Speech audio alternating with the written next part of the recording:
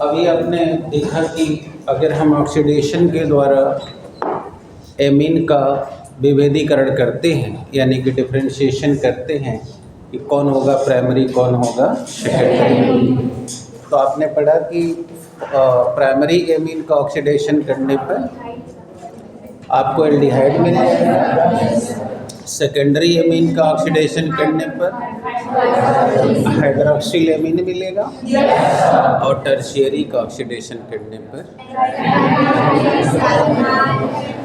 N ट्राइमेथिल oxide.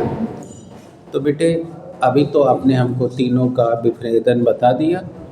अब हम लोग एक बहुत इम्पोर्टेंट रिएक्शन पे जा रहे हैं, और उस रिएक्शन का नाम है कार्बिल एमीन रिएक्शन। ये शॉर्ट नोट में भी आता है, ठीक है?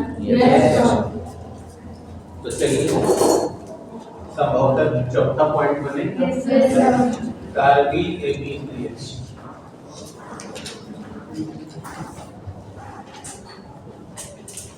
यानी कार्बिल एमीन करेगा। बेटा इस पर ऐसे भी सवाल बन सकता है कि क्या होता है जब एमीन यौगिक को क्लोरोफॉर्म के साथ क्षारीय माध्यम में क्रिया कराते हैं। ऐसे भी सवाल बन सकता है, राइट है? तो आप सवाल लिखें, मैंने इसका आंसर लिखें। जब हम एमीन यौगिक को कास्टिक पोटाश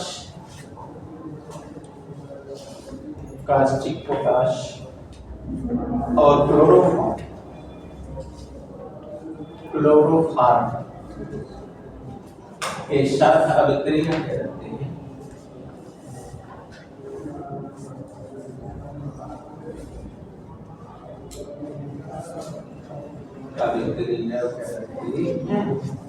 तो ये क्रिया करके आइसोसाइनाइड यौगिक देता है।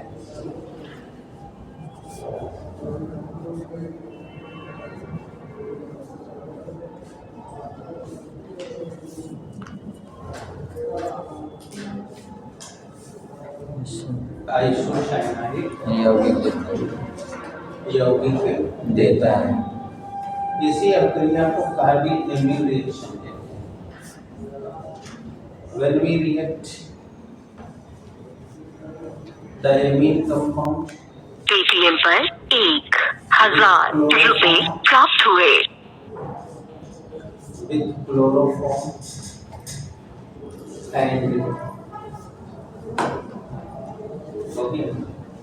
chloroform and caustic potash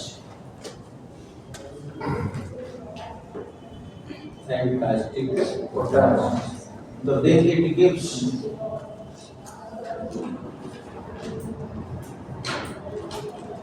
isocyanide compound.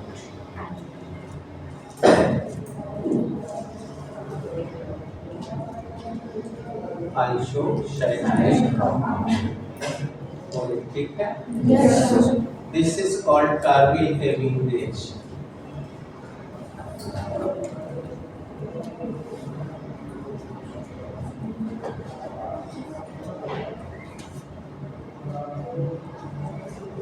चला जाए?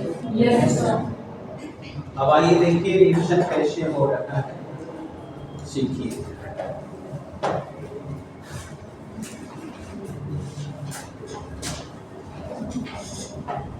ये रहा एथिलीन क्लोरोफॉर्म से रिएक्शन करके कर रहा है पोटेशियम हाइड्रोक्साइड की उपस्थिति। ठीक है बेटा?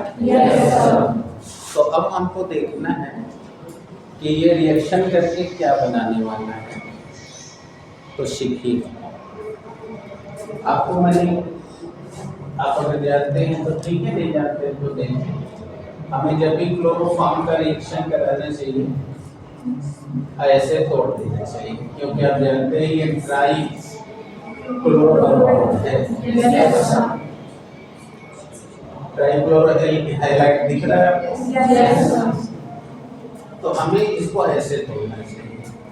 अब जब आप रिएक्शन कराएंगे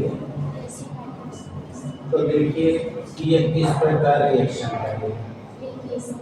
अब आपको पता ही है फर्स्ट ग्रुप का है सबसे ज्यादा क्रियाशील।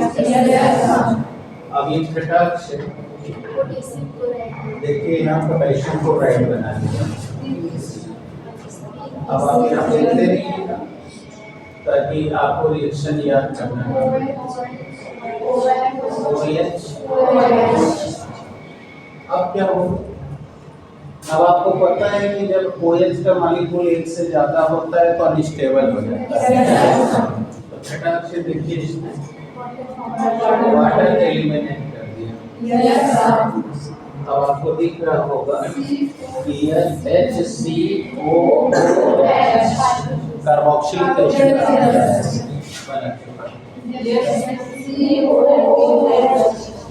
अब क्या हुआ, अब ये देखिए, अब इधर किसने ये बना दिया, अब इधर एथिल एमीन यानी C2H5 NH2 लिख रहा है। अब इसने क्या किया, पकड़ेंगे HCOOH, मैं ऐसे लिखूं जिससे सुविधा हो, HCOOH।